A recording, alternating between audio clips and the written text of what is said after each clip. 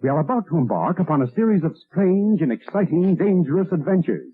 Adventures that will lead us to all parts of the world. Hello and welcome to another Bad Comic Review. This time we are looking at Night Terrors Detective Comics Issue 2. This is a two-part micro-series from DC Comics in 2023, and it ties into the Night Terrors event miniseries. This issue is written by Dan Watters, art by Riccardo Federici, Mike Perkins, and Stefano Raffaele. Colors by Brad Anderson, Mike Spencer, and Lee Loughridge. Steve Wands on letters. Cover by Riccardo Federici. Jessica Chen, Ariana Totoro, and Ben Mears were the editors. Ben Abernathy, group editor. The cover's okay, it's just a little dark and looks a little washed out. If the colors had been a little brighter, I think it would have worked better. So with one person dead from their so-called gift from the parapriests, Gordon is trying to figure out what to do. And while he is slowly shattering like Mr. Glass in an M. Night Shyamalan movie, he still has to stop the other people that were gifted by these demon knockoff Cenobite things. And he finds out who one of them is, a guy named Mortimer Blake, and Gordon confronts him, and things don't really go Gordon's way, but they don't go the other way either. He sort of tricks Mortimer at a very great cost to himself as more of him shatters. And he finds out from the parapriests that he knows who the other person is, and he didn't want to admit it to himself, so he has to hobble along while they're watching. And unfortunately, he does know who the other person is, but it just took a long time for him to admit it to himself. And it turns out that she found this interdimensional artifact on the dark web, because that's where everything mysterious is found, and she just wanted to fix Gotham. Well, it turns out this really is just a nightmare, and we get a brief glimpse of Insomnia's eyes as things begin to fold in on themselves, but that doesn't mean these creatures aren't real or that they're not coming back, because they set it up for a sequel, and these are interdimensional creatures of imagination or some silly, goofy nonsense like that. Overall, the story's not bad. It just doesn't really fit in with the Batman universe. This would have been a much more interesting story if it had been new characters in a horror movie setting. The detective figures out that there's these extra-dimensional creatures being summoned by some cultists and tries to put a stop to it. And it turns out he knows one of the cultists. I think that would have made an interesting movie idea, but it doesn't really fit in with the Batman universe or the larger DC universe. So I like the core idea of it, this sort of overly complicated monkey's paw idea, but it just really didn't seem to fit in with DC main continuity. Even as like an Elseworld story, it just sort of didn't fit in. It just didn't seem right. I think if this had been a Vertigo story 30 years ago, it probably would have been much better received because it would have been outside of the main continuity and its own little thing, and they explored the characters a little more in depth and fleshed them out and made them new characters and more interesting that way. As it is, trying to use existing characters just didn't really work for it, and I think actually hurt the story. But the art is good. It's just not really a style I'm in love with, but it's pretty good for what it is, and there are some pretty disturbing scenes. This is absolutely a mature reader's book, so I will recommend it because it was well done, but it just really didn't seem to fit in with mainstream DC Comics that well. So if you can find it for a reasonable price, I'd say check it out, but it's definitely not worth the cover price. I'd feel more comfortable at about half cover price. So that's going to do it for this one. Thank you so much for listening and supporting the channel. If you enjoyed the video, please hit the like button and don't forget to subscribe so you don't miss future reviews. If you'd like to help the channel out in other ways, links are in the description to various support methods. And as always, we hope to see you on the next one.